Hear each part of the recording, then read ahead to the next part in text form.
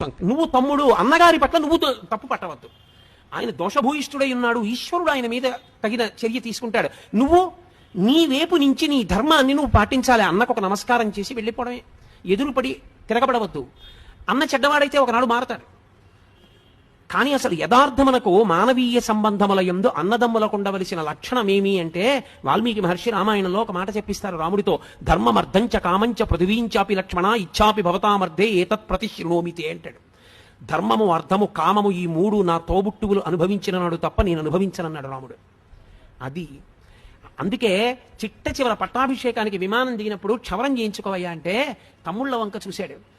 అడగకపోయినా అరణ్యవాసం చేయమని నా వెంట వచ్చి లక్ష్మణస్వామి జుత్తు చూడండి. రాజ్యం తల్లి తెచ్చి ఇచ్చినా అక్కర్లేదని నందిగ్రామంలో కూర్చుని మహానుభావుడు పాదుకలు సింహాసనం మీద పెట్టి పరిపాలించిన భరతుడి జుత్తు చూడండి. వాళ్ళు జుత్తు తీసుకోకుండా నేను జుత్తు ముందు తీసుకుని సహేగంగా తయారవనా, ముందు తమ్ముళ్ళకి తీయండి తర్వాత నేను తీసుకుంటానన్నాడు. అది అన్నగారంటే. ఉండరా దోషభూయిష్టమైన అన్నదమ్ములు ఉంటారు, కానీ లోకంలో ఆదర్శవంతమైన అన్నదమ్ముల్ని తీసుకోవాలి. అందుకే శ్రీరామాయణ కావ్యం ఒక్కటే లోకమునకు ఎన్నో నేర్పుతుంది.